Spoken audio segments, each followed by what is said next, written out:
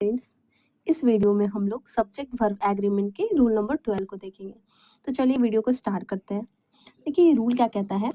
Rule कहता है कि कोई भी सपोजिशनल सेंटेंस हो, ठीक है ना। सपोजिशनल सेंटेंस किसको बोलते हैं? जो कि स्टार्ट हो, जैसे आई विश से स्टार्ट हो गया, एज दो हो गया, सपोज, इफ, ये सब से स्टार्ट हो, या फिर कोई भी ऐसे वर्ड हो जो कि कुछ सर्टेन अनफुलफिल डिजायर, विश या फिर इमेजिनेशन, ये सब चीज को दिखाए, ठीक है ना। तो ऐसे सेंटेंसेस जो होंगे ना, इस टाइप के सेंटेंसेस में जो हमेशा जो वर्ब आता है ना, वो कैसा वर्ब आता है? Verb always and always plural verb आता है, ठीक है। एक बार मैं फिर से समझा देती हूँ क्या कहता है ये रूल। रूल कहता है कि कोई भी सपोजिशनल सेंटेंस हो या फिर कोई ऐसे, मतलब वो सेंटेंस में कुछ ऐसे वर्ड हो जो कि कुछ अनफुलफिल्ड डिजायर, विश, इमेजिनेशन को बता रहा हो, ठीक है ना। तो ऐसे टाइप के सेंटेंसेस में जो वर्ब आता है वो ऑलवेज एंड ऑलवेज कैसा आता है? प्लूरल वर्ब आता है, ठीक है।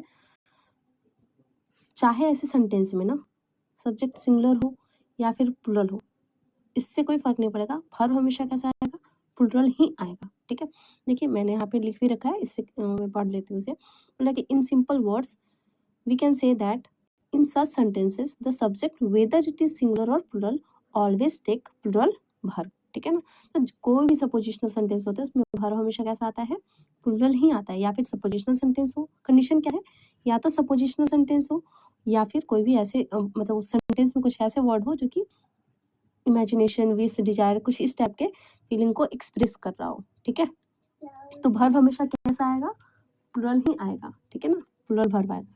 और सपोजिशनल सेंटेंस कैसे पहचानेंगे? तो ये सब देख करके, जैसे एज इफ हो गया, एज दो हो गया, सपोज, इफ, ये सब को देख करके हम लोग सपोजिशनल सेंटेंस को पहचान सकते हैं, ठीक है। तो चलिए एग्जाम्पल के थ्रू इस रूल को और अच्छे से क्लियर कर लेते हैं।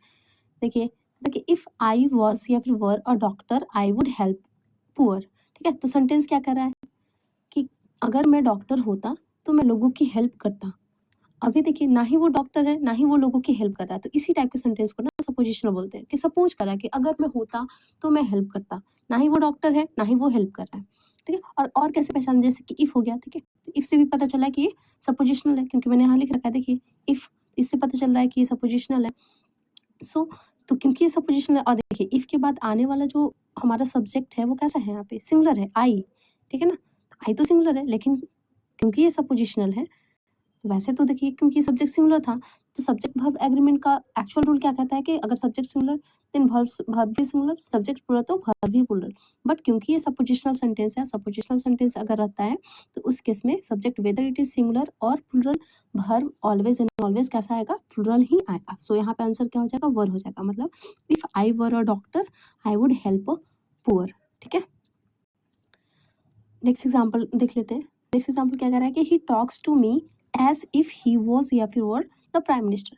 मतलब क्या कह रहा है कि वो इस तरीके से बात कर रहा है ना कि जैसे मानो कि वो प्राइम मिनिस्टर हो, मानो कि इससे क्या हो गया? सपोज करा कि ऐसा मान रहा है कि जैसे कि वो अपने आप को प्राइम मिनिस्टर समझ रहा है, इस तरीके से बात कर रहा है। क्या वो प्राइम मिनिस्टर है? नहीं, ठीक है ना। तो इस तरीके से हम लोग समझ सकते हैं कि ये सपोजिशनल सेंटेंसेस है। सो यहाँ पे भी देखिए, एज इफ के बाद आने वाला जो हमारा वर्ब सब्जेक्ट है वो कैसा है? सिंगुलर है। ही तो सिंगुलर है, लेकिन फिर भी जो हमारा सिंगुलर है, लेकिन वर्ब क्या आएगा? हमारा प्लूरल ही आएगा, ठीक है। तो यहाँ पे वर्ब आंसर होगा, ठीक है। आई होप ये रूल आप लोग को अच्छे से क्लियर हो गया होगा। If you like the video please share and subscribe. Thank you.